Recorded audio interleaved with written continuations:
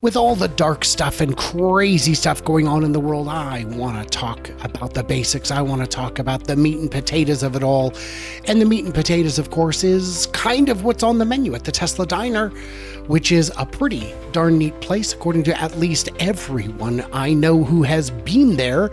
But it turns out maybe it's not all that great. I got Randy Kirk here to chat with me about it because I thought it was a huge success. And the media apparently has a different perspective. They think it's a huge success. Oh. I think it's just a vowel off. But let's talk about that. I'm Brian. Welcome to Futuraza. Randy, I'm still in Nepal. You are in California. I'm going to lean heavily on you for this one. I see. Because the news is so bad. Oh. Here we go. This is just Google News. We ate at Elon's new Tesla diner in LA. Here are 10 things we learned. Don't worry, that's the focus of the video, but we've got to have some of the other headlines here because they're all just fantastic. No fun at the drive-in. Tesla diner is a dud. Now, can I tell you how I know that this article is nonsense? They didn't go out and take a picture themselves. That's from the promo material, isn't it? Yeah. That's a good hint. Elon Musk's diner struggles to stay true to its big promises. What promises, Randy Kirk? None that I've heard. I don't know what the promises would have been. I heard there's going to be food. So that was promised. I mean, it wasn't. It was implied. Yeah. Yes. How the Tesla diner fared with Yelp reviews. I'm not clicking that. Let's see. Oops. Trick tapers off from there. So let's just go to this fun one because I'm going to need you to lend perspective. Here's 10 things we learned. That's right. Elon Musk is now in the food business. I mean, sort of. Fine. I mean, I went to the shareholder meeting in 2023 and there were food trucks outside. Were they in the food? I don't know. So fine. And again, so here's what we learned. Let's do it. Some great pictures there. This one from Huck Mountain. Huck Mountain, one of the smaller mountains I've heard of. By the way, I did go out and take the tram, the cable car up to take in the sweeping vistas of Mount Everest. Oh, you did? Chandragiri Hills. It was a great cable car ride and amazing views of nothing but clouds. I was in the clouds, Randy. I am assured that the mountain is real. But, I mean, I could be in Kentucky for all I know. Yeah. So the concept of a retro futuristic Tesla diner with fast food and a drive-in movie theater was first floated in 2018. In news that will surprise no one, the project was delayed. We're off to a good start. Yes, because there wouldn't be any kind of permitting issues or city issues or anything else. No. The idea was floated in 2018. That doesn't make it a plan. And I don't think it was permits that held it up. I think it's that this is a one-of-a-kind, very bespoke building. Do you know anything about California at all?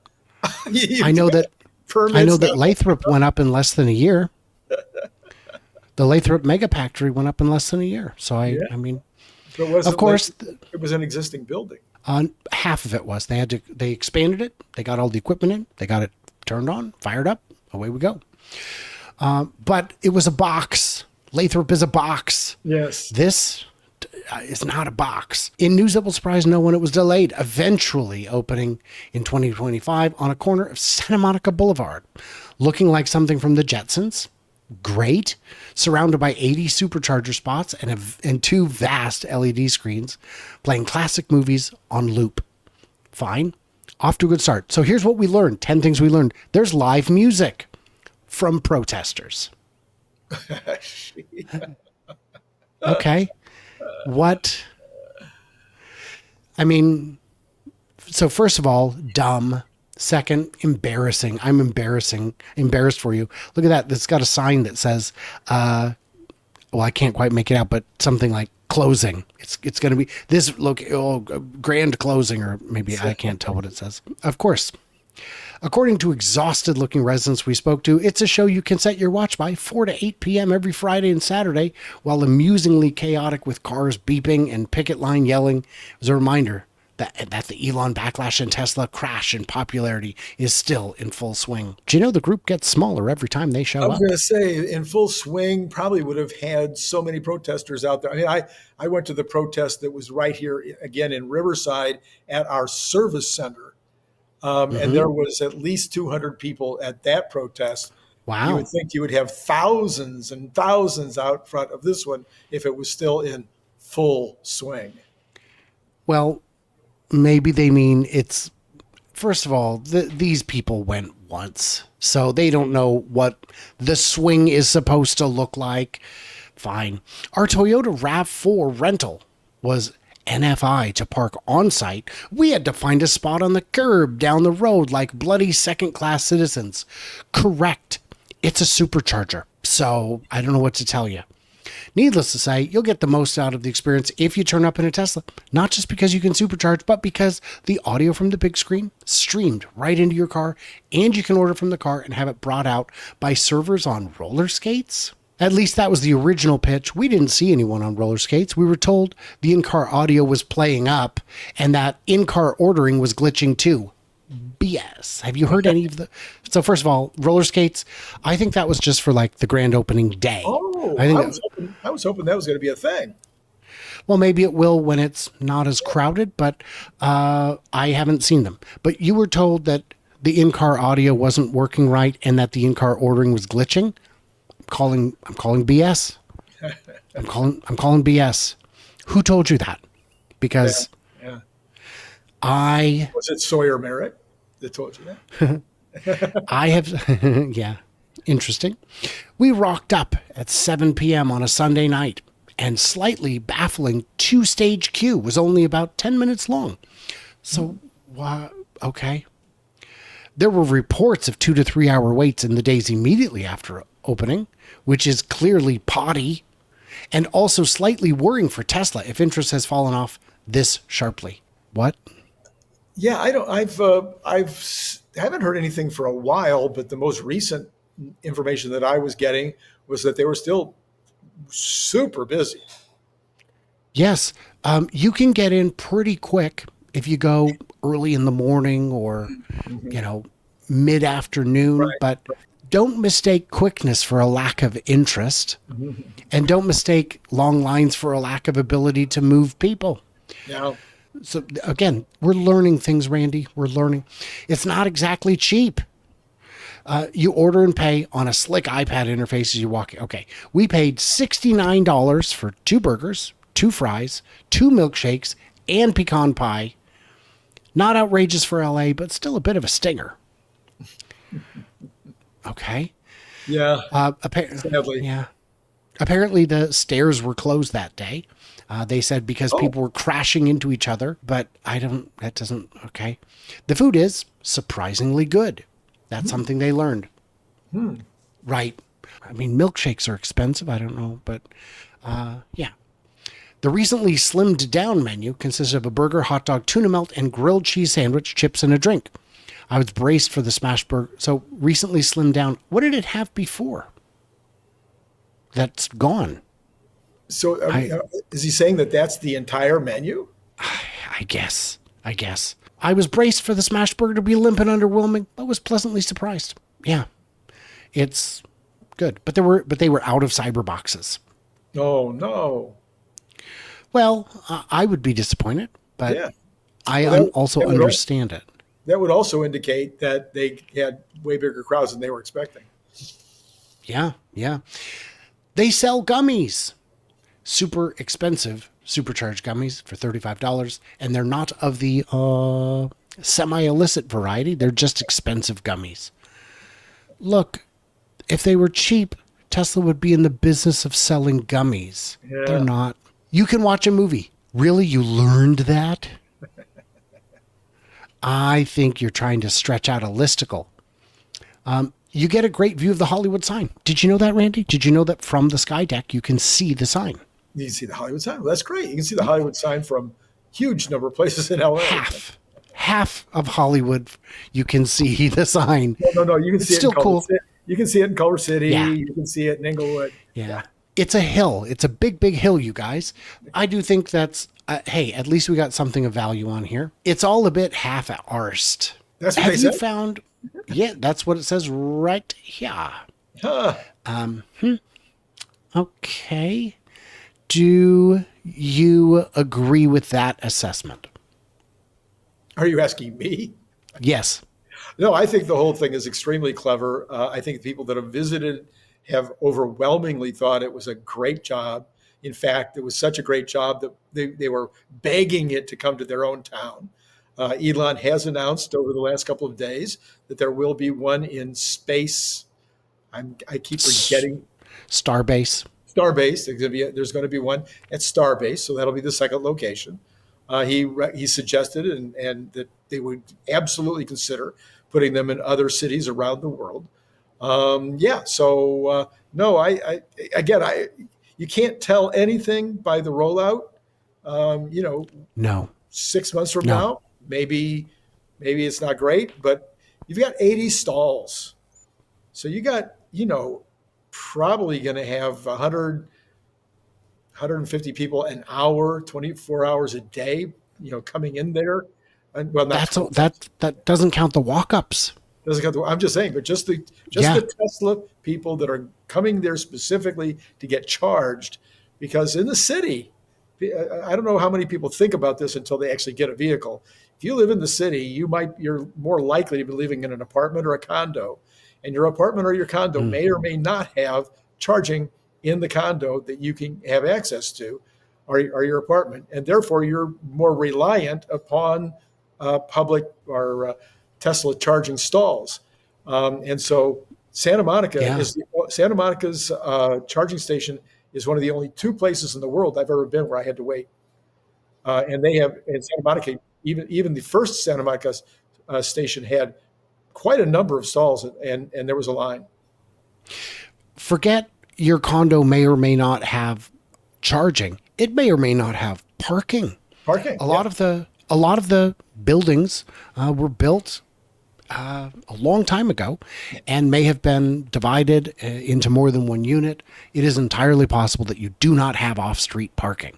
Right. So, yeah, public charging is important.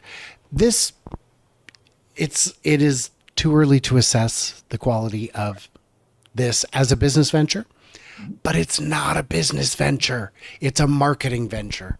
This whole thing costs less than a Super Bowl ad, and it's revenue bearing. It is a mecca for weirdos like me. After the X takeover concluded, we decided to caravan down. Not even caravan, we decided to go down. Three of us piled into a car and started driving down. And at every supercharger we got to, we bumped into other people who were from the same event going the same place. Because, hey, we're only 6 hours away. Why wouldn't we? Why wouldn't we make a quick 6 hour drive? And it was more like it got longer on the way back because the highway was closed in one direction for paving. It was a long night, Randy. It was a long night. So we got back to the hotel just in time for breakfast to open at 6:30 a.m. That was too long. That That's was an too long. unpleasant amount of time in the car. Hey, what are you going to do? So, yeah, I've asked you questions like this before. This is maybe the hardest one yet, or maybe the easiest. What is the bar for this being a failure? Like, how bad would it have to get to reach the level of failure? Because I think it could run at 30% capacity or lower and still be a success. So I hardly ever go into fast food restaurants anymore, but I have gone in. I've gone into McDonald's at 3 o'clock in the afternoon and been the only person in the store. That's weird. Now, They'll never make it. that is not true for In and Out. So In and Out, I don't care when you go in, you've got at least well, you might be first in line. I've gone into an In and Out and been first in line. That happens from time to time. But even when that happens, usually you got a 15-minute wait because they make them fresh. So, but Mm. anyway, long story short, between In-N-Out and let's say Arby's, where you could where you could almost always walk in and maybe be the only person at 3 o'clock in the afternoon. Um, uh, yeah, you could have this location only have the occasional person coming in from their car that they're getting charged, during the middle of the afternoon, and still do a nice business at lunch, dinner, maybe even breakfast, um, Mhm. and be a success. I mean, it wouldn't take much. If this location generated a small loss, you understand that they can make up for it by the charging, right? Because they're probably paying 25 cents a kilowatt hour. They're charging 50 cents a kilowatt hour. That's, that's money making. Yeah, that's 20 bucks on a plaid going from nothing to full. Now, no one's going nothing to full, but and not everybody's coming in. So I would argue that this is a marketing business venture, not a financial business venture. This doesn't have to generate revenue to be a success. So I think the bar for failure cannot be met. Then you I can go don't know if flip it, but flip it. It is a hamburger joint, so let's flip it. I know because my son was heavily involved in and Out for 5 years, is that a good In-N-Out location can do over $5 million a year in revenue. So you could be looking at something which is successful, and In-N-Outs are $7, for a nine, $7 to $9 for a hamburger, fries, and a Coke. If you're talking about $30 for a meal instead of $7 to $10. So if they're charging $30 versus $7 to $10 for each person that walks through the line, and they might sell some gummies, and they might sell some little robots in their souvenir section, all of a sudden it wouldn't take much for them to be getting into the 3, 4, 5 million a year, and then it could be extremely profitable. Not a needle mover for $100 billion revenue company, but it could be profitable. well, I don't know if you know this, but Tesla is the restaurant company with the largest market cap in the world. Only one location, 130,000 employees. You make it make sense, Randy. I don't know if this article has been updated or if there was another one I was looking at it, but I think this article has been updated because it said, and I read this and I was sure it was in this article, but I rebooted, so maybe not, is that, oh, and we were told there would be Optimus there, but it was only on opening day. It's like, well, it wasn't only on opening day. I don't know who told you that. If it wasn't there when you were there, maybe it is gone for good, or maybe it just wasn't there when you were there.